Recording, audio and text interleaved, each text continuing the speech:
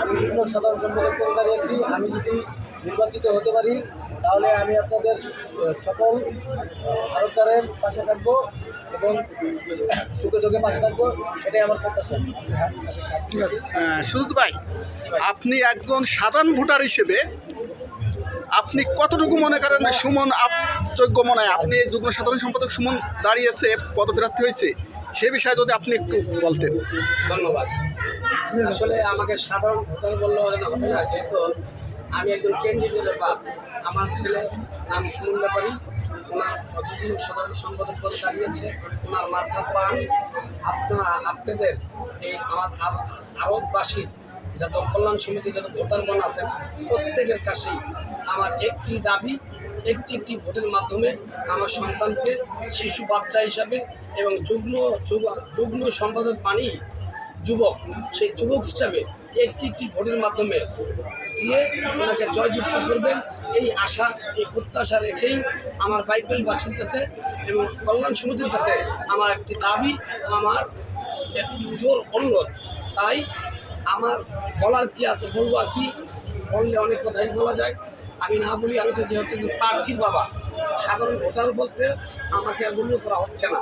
তাই আমি আমার প্রার্থীর পক্ষ থেকেই একটি ভোট চেয়ে আপনাদের কাছে আমার বক্তব্য শেষ করলাম। আমি আর একজন সাধারণ ভোটার মামুন ভাইকে জিজ্ঞেস করবো।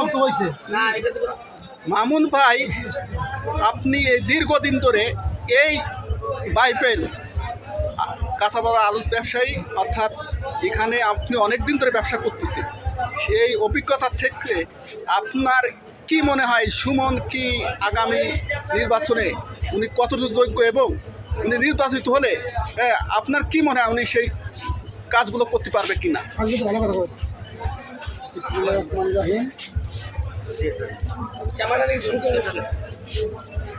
আগামী 10 নভেম্বর বাইপেল আরত কল্যাণ ব্যবসায়ীদের কল্যাণ সমিতির যে নির্বাচনে ভোট প্রার্থী হচ্ছে 38 জন। কোনো প্রার্থীর থেকে কোনো প্রার্থী কম না। আমাদের যে প্রার্থী সুমন ব্যাপারী, আমার বাইস্তা, তার মার্কা পান, সবার চেয়ে একদম ছোট এবং অল্প বয়স। আমরা একটা কথা সবাই জানি, আগামীর বাংলাদেশ তারুণ্যের বাংলাদেশ, আগামীর বাংলাদেশ যুব সমাজের বাংলাদেশ। এখন যদি আমাদের ভাই বাইস্তারা ভালো কাজে আগায় না আসে তাহলে বাংলাদেশের হালকে ধরবে। নতুন প্রজন্ম ছাড়া এই যে কোনো নেতৃত্ব সেটা যেভাবেই দেখেন আপনি, নেতৃত্বের প্রতিযোগিতায় যুবকরাই আগে আসবে, এটাই স্বাভাবিক।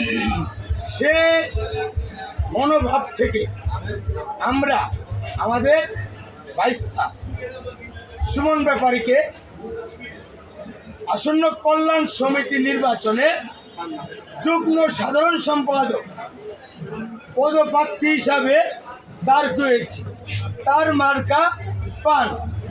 আমার বিশ্বাস, আমরা যদি ছোটদের বড় সিনিয়রদের পাশাপাশি তরুণদের সুযোগ না দেই তাহলে আগামীর বাংলাদেশ অন্ধকার ছাড়া কিছুই না। ঠিক তরুণরা এগিয়ে যাবে, এটাই আমার সবার কাছে কামনা। এবং তরুণ হিসাবে আমরা চাই সবাই যেন তাকে 22 নভেম্বর নির্বাচনে তার প্রতি একটি পান মার্কায় ভোট দিয়ে জয়যুক্ত করার চেষ্টা করবেন এবং আপনাদের মূল্যবান ভোটগুলা সবাই পান মার্কায় দান করবেন। আমি ভোটারদেরকে বলে যাই, সে আমাদের বাইস্তা, আপনার সন্তান, বড় ভাই। নতুনদেরকে আমরা সুযোগ করে দেই, তারা যেন আগামী বাংলাদেশটাকে সুন্দর করে করতে পারে, এই প্রত্যাশা রেখে আমি আমার বক্তব্য শেষ করছি। আল্লাহ হাফেজ।